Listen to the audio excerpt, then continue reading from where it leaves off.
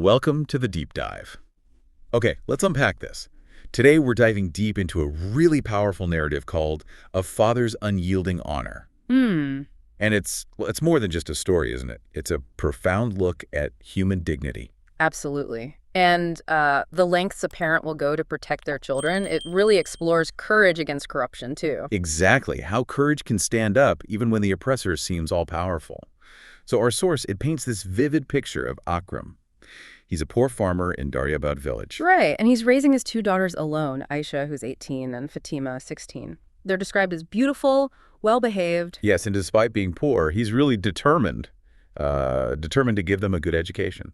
Aisha's in college, Fatima's in high school. Which says a lot about his priorities right there. He's working constantly, sometimes in others' fields, sometimes manual labor, just sheer dedication. It does. And the source makes a point of saying, poverty might be his condition, but dishonor, that's something else entirely.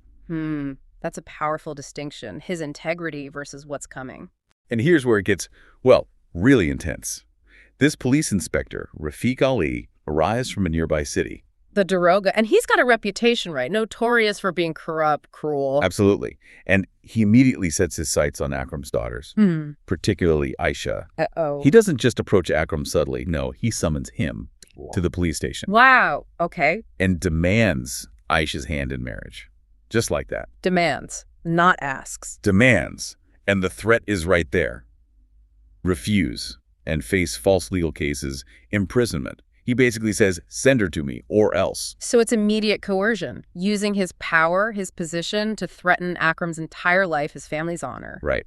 Pushes Akram right to the brink. So what we want to do in this deep dive is explore this gripping story. Yeah. Understand that father's strength, the insidious nature of this power misuse. And also how justice, sometimes unexpectedly, can prevail when people refuse to back down, refuse to compromise their principles. It's quite a journey. From one man's stand igniting a community, to the dramatic arrival of the city's SP Sahib, the superintendent of police, and Rafiq Ali's, well, his ultimate downfall. And the positive outcome for the daughters, too. Getting scholarships, finishing their education, it's all in there. So let's get into Akram's situation first. This farmer facing this impossible demand. Yeah, I mean, that quote right at the start is telling. But what did he know? How far a poor father could go for the honor of his daughters? It frames the whole conflict. It really does. Wealth and influence versus values. And Akram's values are clear. His dedication to the girls' education, working himself to the bone, that's his focus. Until Rafiq Ali shatters that peace. Yeah. This Daroga arriving from the city. And bringing that corruption with him. It's not just personal cruelty, though it is cruel. It's how the system itself, the authority meant to protect, gets twisted. Weaponized. He's literally using the tools of the law, false charges, jail time, to intimidate. Fear as the main weapon. Control over the vulnerable. It's chillingly effective, usually. And Akram is trapped. He goes home, can't even bring himself to tell his daughters what happened. Understandable. What could he even say? He seeks advice, goes to the village elders. But even they're afraid. They tell him it's too dangerous to challenge Rafiq Ali. Yeah. Some apparently even suggest he should just compromise, give in. That must have been devastating. Feeling completely isolated. Utterly. But that night, something shifts. He can't sleep. The source says he goes to the mosque, prays. A moment of seeking guidance, perhaps? Or strength? Both, it seems. He makes a decision, an unwavering one. He says he would give his life for his daughter's honor, but he would never, ever hand them over to someone like Rafiq Ali. That's profound. That decision made alone in the quiet of the night. It is. Because for Akram, honor isn't just reputation. It's their safety, their future, their very being. Right. Compromising means losing everything that truly matters, more than his own life even. It's principles over self-preservation. So the very next morning, Rafiq Ali doesn't wait. He shows up at Akram's house. Oh boy. With backup. With 2 constables. And he is furious. Demands to know where Aisha is. And Akram, after his decision. He's different. There's this newfound resolve. Skeely, the text implies. He stands his ground. He tells him straight up, "Sir, I cannot send my daughter with you. You can do whatever you want." Wow, direct defiance. That takes immense courage. It does. And Rafiq Ali reacts exactly as you'd expect. He explodes. Violence. Brutally beats Akram. And then declares that now both daughters will come with him. both Aisha and Fatima. He escalates. Of course he does, punishing the defiance. And as the constables actually move towards the girls, Akram does something desperate. He grabs an axe. And it backs, whoa. Shouts, "Stop! Don't you dare touch my daughters!" He admits his power. He says, "I am poor, but I am not dishonored." Powerful words, even in that moment. And he follows it with, "For my daughter's honor, I can do anything."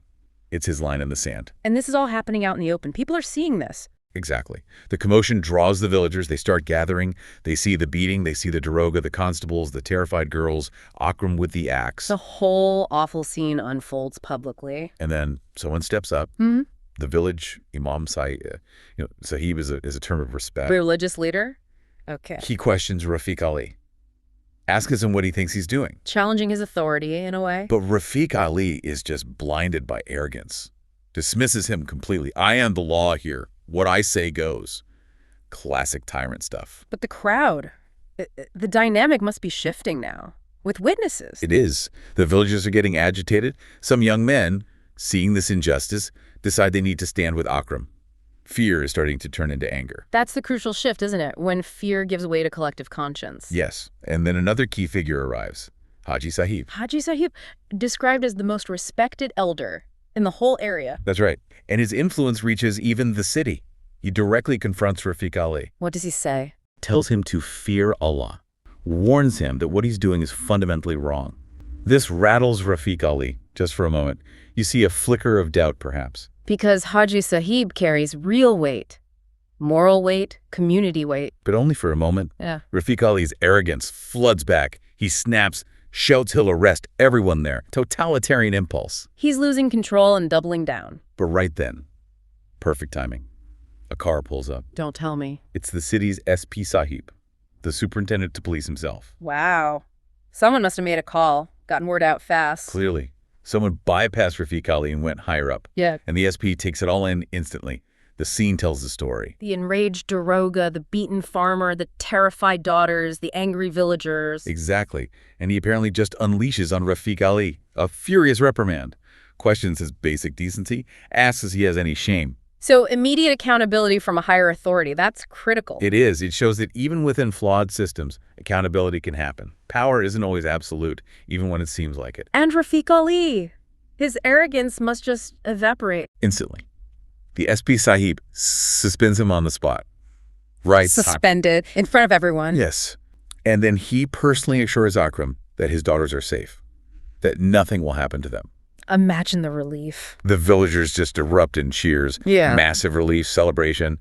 And Akram, he just breaks down weeping, tears of sheer gratitude and release. What an incredible turnaround. Just stunning. It really is. And the story doesn't stop there. The consequences for Rafiq Ali are real. He gets fired. Fired, yes. Yeah. And faces multiple legal cases. Proper downfall. Good. And the daughters, Aisha and Fatima. They receive scholarships. They get to complete their education, just as Akram always wanted. That's wonderful. A testament to his fight. And there's this touching moment later. Aisha tells her father, "Abu, you didn't care for your own life to save our honor. You are a true hero." And Akram's response just sums it all up. "Daughter, a father's greatest wealth is his children's honor. To save it, he could do anything." That really is the heart of it, isn't it? That intrinsic value placed on integrity, on the children's future, above everything else, even safety. True wealth is in those principles. So if we zoom out a bit, look at the bigger picture. Akram's story isn't just local. It feels universal. Yeah, it speaks to that triumph of, well, true intentions, unwavering principles against abuse of power. And it underlines that idea we touched on earlier. Poverty is a condition, maybe, but dishonor is the real affliction. Akram showed that. He really did. A person of genuine faith, a true father, won't compromise on that fundamental honor. So this raises an important point, I think. In a world where power is still misused frequently, this story is a powerful reminder that accountability is possible, that truth ultimately can prevail. It encourages us to think about everyday courage, doesn't it? The big acts, but also the small ones, needed just to uphold dignity. Absolutely. So as you, listening, reflect on this deep dive, Yeah. maybe consider this. Where do you see those quiet acts of heroism? In your own communities, your surroundings, the small stands that might spark something bigger, like Akram's did? That's a great question. And also, what does it take for a community to rally? Like the Imam Sahib, Haji Sahib, eventually the SP Sahib did around Akram, shifting from fear to support. Yeah, what enables that shift from individual fear to collective action? Hmm, definitely something to mull over. Something to mull over until our next deep dive.